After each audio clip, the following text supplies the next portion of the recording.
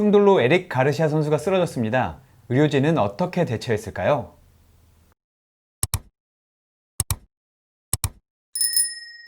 박사님, 드디어 리그가 개막했는데 맨체스터 시티와 아스널 첫 경기에서 벌써 부상자가 많이 나왔습니다. 부상 보셨어요? 네, 전반 초반부터 부상으로 선수 2명이 이제 교체되는 장면을 봤고, 그다음에 또 뭐 마지막까지 부상이 이어져서 굉장히 안타까웠습니다. 저는 가장 깜짝 놀란 게 후반에 이 골키퍼와 수비수 가르시아 선수가 이제 부딪히면서 가르시아 선수 이제 혼절했는데 그 장면도 이제 보셨죠? 네, 그 장면도 봤습니다. 우리 보통 혼절이라는 표현은 너무 올드텀 아닌가요? 제가 좀 올드하긴 한데 그래도 저도 너무 깜짝 놀라가지고 네. 어쨌든 이제 정신을 잃고 쓰러져서 결국엔 들것에 실려 나간 뒤에 제가 뉴스를 보니까 병원으로 이송되다가 다행히 의식을 찾았다 이렇게 하긴 했거든요. 박사님 이 장면을 좀 어떻게 보셨나요? 네, 굉장히 강력하게 골키퍼의 그 펀칭의 머리 부분 혹은 이제 목 부분을 맞고 바로 이제 쓰러지면서 뇌진탕으로 경기가 중단이 네. 됐었는데 굉장한 응급 상황이었던 것 같습니다. 그러면 사실 이런 장면을 누구도 보고 싶진 않지만 축구라는 게 이게 부상 상황 그리고 특히 이제 충돌에 의한 뭐 혼절, 뭐 기절 이런 일들이 많이 일어나는데 그라운드에서는 어떻게 좀 대처를 해야 되나요? 일단 뭐 가장 중요한 것은 심판이 경기를 중단을 시키고 네. 응급처치를 위한 의료진을 빨리 경기장 안으로 이제 호출하는 것이 네. 가장 중요한 우선순위고, 그보다 더 앞서서 해야 되는 것은 이제 호흡을 기도 확보를 하는 거죠. 호흡을 할 수 있는 상황을 만들어주는 게 가장 중요하다고 할 수 있습니다. 그러면 이런 상황이 많이 발생하기 때문에 당연히 이제 매뉴얼도 나와 있겠네요. 그렇죠. 이 피파나 뭐 스포츠약의 모든 서적에서는 이 충돌에 의한 의식 소실 혹은 충돌에 의한 뇌진탕 이런 경우를 대비해서 이제 매뉴얼을 잘 만들어 놓고 있습니다. 그러면 아까 말씀하셨듯이 호흡을 위한 기도 확보 다음에는 그 다음 단계는 어떻게 되는 건가요?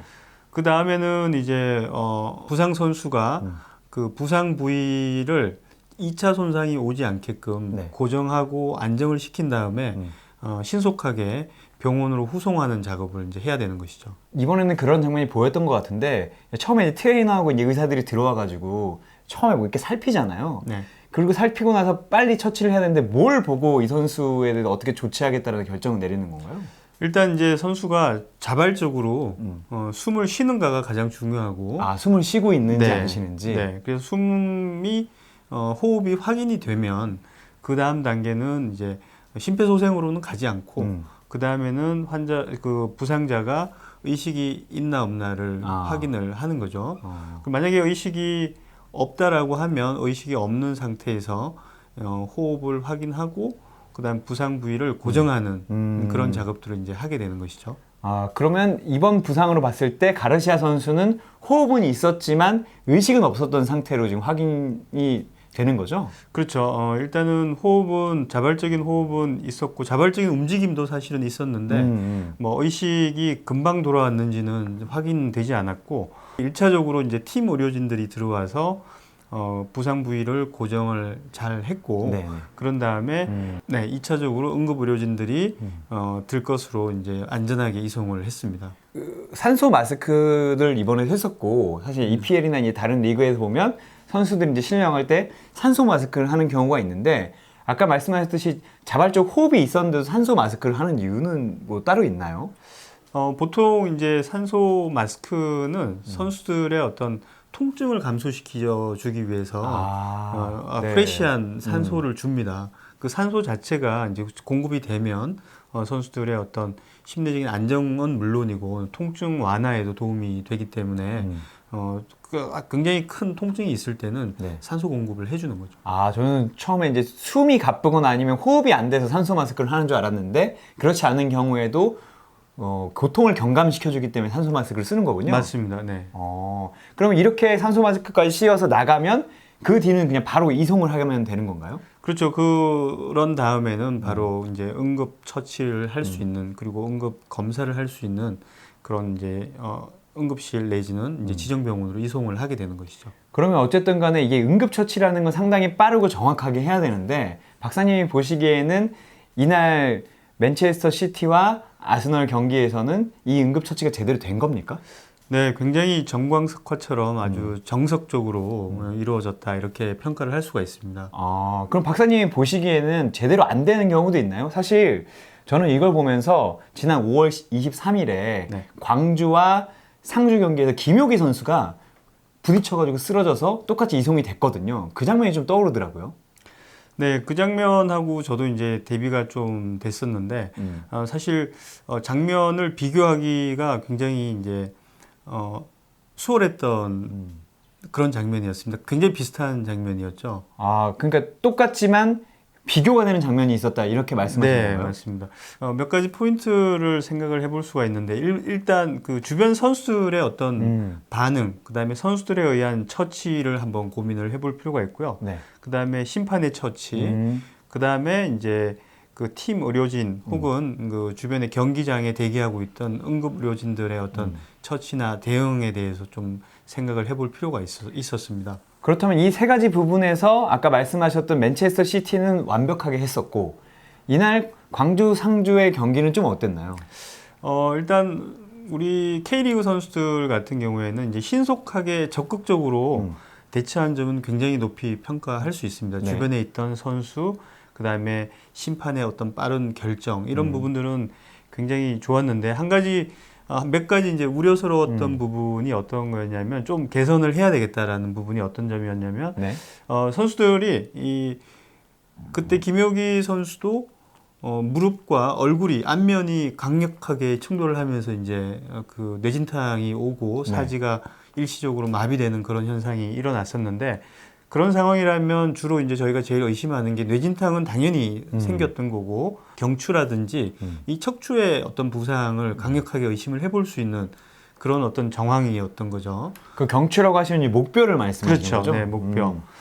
그랬을 경우에 이제 선수들이 보여줬던 뭐 혀를 잡고 빼려고 하는 입을 벌리는 행동이라든지 아니면 다리를 잡고 이렇게 흔드는 이런 어떤 행위, 이런 행위들은 그 경추에 손상이 있었다면 추후에 2차 손상이 올 수 있는 그런 어떤 굉장히 위험한 행위였다 이렇게 평가를 할 수가 있는 거죠. 아, 물론 그런 행위 자체가 필요할 때도 있지만 경추 손상이 왔을 때는 그 자체로 2차 손상을 일으킬 수 있다는 말씀이신 거죠? 그렇죠. 이제 그 상황에서는 충분히 근처에 수초 내에 응급처치를 할 수 있는 팀 내의 어떤 주치의나 그 의료진들이 상주를 하고 있는 상황이었기 때문에 굳이 선수들이 이제 응급처치를 하기 위해서 혀를 잡는다든지 머리를 뭐 움직인다든지 아니면 다리를 들고 몸을 이렇게 터는 이런 행위들은 자칫 잘못하면 2차 손상이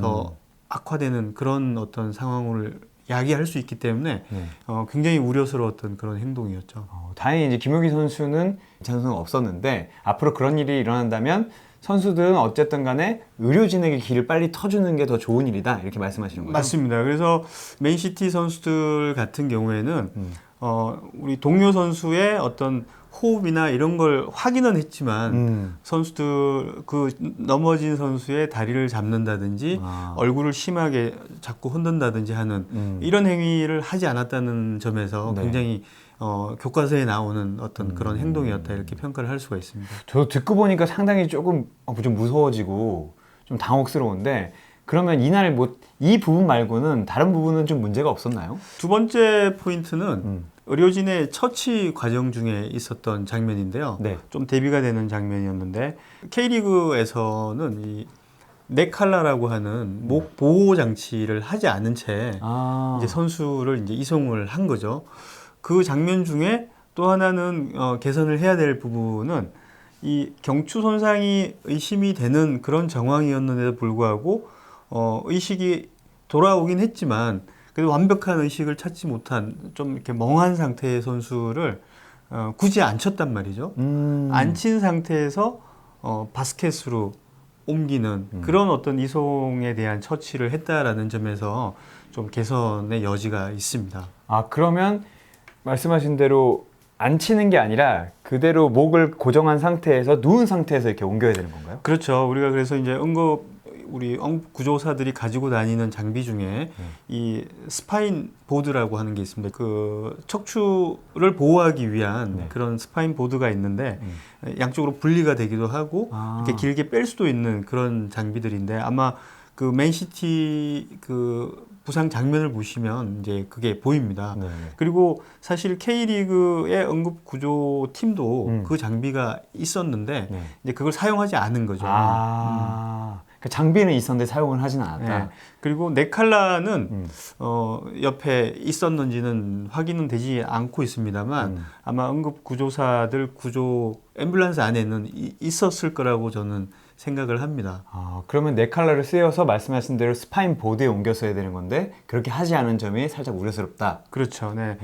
이 척추 손상이 의심이 되고 또 2차 손상이 있을 만한 그런 상황에서는 이 선수들을 운동장에 눕힌 상태에서 들어서 옮기는 게 아니라 그라운드에서 살짝 이렇게 싸서 옮기는 건가요? 그렇죠. 밑에서 넣든지 아니면 살짝 이제 반 정도 굴린 상태에서 한쪽을 넣고 또 반을 굴린 상태에서 다른 한쪽을 넣어서 이렇게 결합을 시켜서 바스켓으로 옮기는 이런 작업이 필요한 건데 네. 그리고 또 경추 손상이 있는 환자들 같은 경우에는 이 목을 고정을 하는 그런 어떤 장치가 필요한데 그걸 하지 않고 옮기다 보니까 이제 조금 보기에는 위험한 상황으로 네. 이제 좀 인식이 되는 경향이 있습니다. 저희가 EPL에서 축구만 배워야 되는 건 아니네요.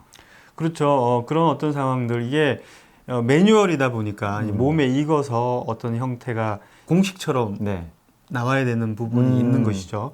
그래서 뭐 응급 상황이라서 모든 것들이 다 허용이 되는 그런 것들은 아닌 거죠. 응급 상황일수록 매뉴얼에 따라서 이 가이드라인에 따라서 처치하는 게 이제 후유증을 줄이고 선수들을 만일의 상황을 대비할 수 있는 가장 좋은 방법이라고 생각을 합니다. 네, 뭐 듣고 보니까 오늘 상당히 좀 중요한 얘기를 한 것 같은데 축구는 어쨌든 충돌이나 부상을 피할 수 없으니 결과적으로 말씀하신 대로 매뉴얼을 숙지해서 공식처럼 하는 게 좀 필요할 것 같습니다. 네, 맞습니다. 그래서 뭐 그런 충돌이 있은 이후에 이제 뭐 경추라든지 척추가 네. 다치는 경우는 좀 드물긴 하지만 이승모 선수가 다쳤을 때를 보면 이 경추 손상이 있었잖아요. 그렇습니다. 네, 그런 것처럼 이 만일의 상황, 우리가 확인할 수 없는 상황에까지도 대응을 해야지 안전하게 선수를 보호할 수 있는 상황이기 때문에 네. 충분히 EPL에서 이번 상황은 좀 우리가 배워야 될 부분이 있지 않나라는 생각을 합니다. 네, 알겠습니다. 이 영상은 다른 의미에서 좀 많이 봐줬으면 좋겠고요. 오늘은 이걸 듣고 나니까 클로징도 좀 다르게 해야겠다는 생각이 듭니다. 박사님 해주시죠. 안전 없이 축구 없다. 감사합니다.